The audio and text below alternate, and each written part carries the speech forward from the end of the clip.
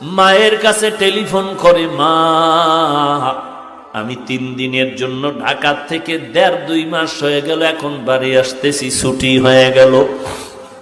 আম্মা জান তোমার জন্য কি নিয়ে আসবো? বলে আমার জন্য কিছু লাগবে না, তোর বাবার জন্য যদি কিছু পারো তুই নিয়ে আসবি।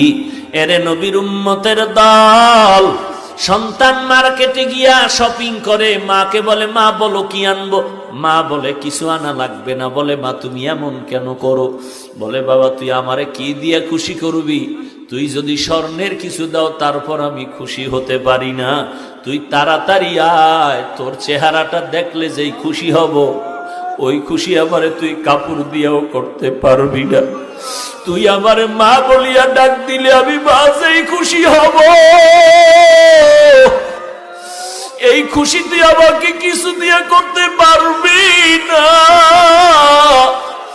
সন্তান সন্ধ্যা পেরিয়ে যাওয়ার পরে গাড়ির মধ্যে উঠিয়া মাকে মোবাইল করছে, আমি 12টার মধ্যে বাসায় চলে আসতেছি, মা তুমি দোয়া করো। প্রতিদিন মা ঘুমাইয়া যায়, আজকে মা ঘুমায় না, খানাও খায় না। সন্তান আসবে, একত্রে সন্তানের নিয়ে মা খানা খাবে।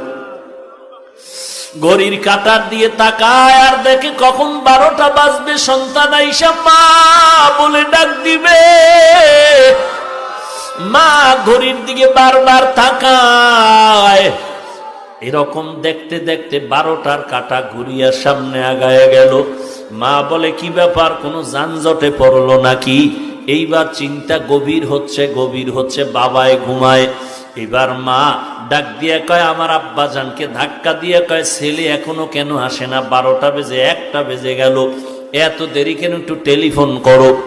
বাবারে উঠায় দিল। আব্বাজান টেলিফোন করে সন্তানের মোবাইলে, রিং হচ্ছে, কোনো রিসিভ হয় না, কেটে যায়, বারবার কেটে যায়, বারবার কেটে যায়। মায়ের অন্তরের মধ্যে কেমন যেন একটু সন্দেহ ভাব, নাকি আমার সন্তান কোনো বিপদের মধ্যে পড়ে গেল। এইভাবে কল দেয়, কেটে যায়, কল দেয়, কেটে যায়। বাবা মোবাইল রেখে আবার শুয়ে পড়ল। মা অস্থির হয়ে গেল, বাবাকেও বুঝাইতে পারে না মনের ব্যথাটা। শেষ পর্যন্ত আবার ধাক্কা দিয়ে কয়, ও স্বামী আমার সন্তান তো এত দেরি করতে পারে না, আমি অপেক্ষায় আছি, আমার সন্তান আসবে, আমি সন্তানের নিয়ে একত্রে খানা খাবো, আজকে মন ভরে খানা খাবো। কত অনুষ্ঠান গেল, আমি এক টুকরা গোশত খাই নাই আমার সন্তানের মায়ার কারণে। তুমি আবার একটু মোবাইল করো।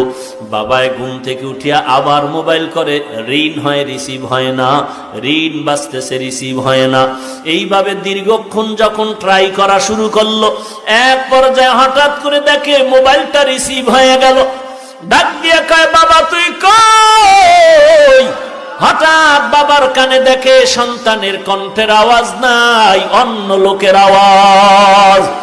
ডাক দিয়া বলে, কে আপনি? বলে মোবাইলওয়ালার বাবা। বলে তাড়াতাড়ি অ্যাম্বুলেন্স নিয়ে আসো, তোমার সন্তান এখন পরকালের লাশ হইয়া মাটিতে পড়ে আছে। গাড়িতে উঠছে, গাড়ি অ্যাক্সিডেন্ট হয়ে রাস্তার পাশে গাছের সাথে বেজে আছে, মানুষ রক্তাক্ত হয়ে গেছে। বাবায় মোবাইলটা ফালায় বেউসায় বিছানায় পড়ে গেল। মা বলে কি খবর আমার সন্তানের? বলে তোমার সন্তানের অবস্থা খারাপ। মা এমন একটা চিৎকার দিয়া রাস্তায় বের হইয়া ঘরের দরজা দিয়ে চিল্লায় বলে, তোরা কে কোথায় আছো? আমার সন্তানের একটু আগে আনতে আমি যাই।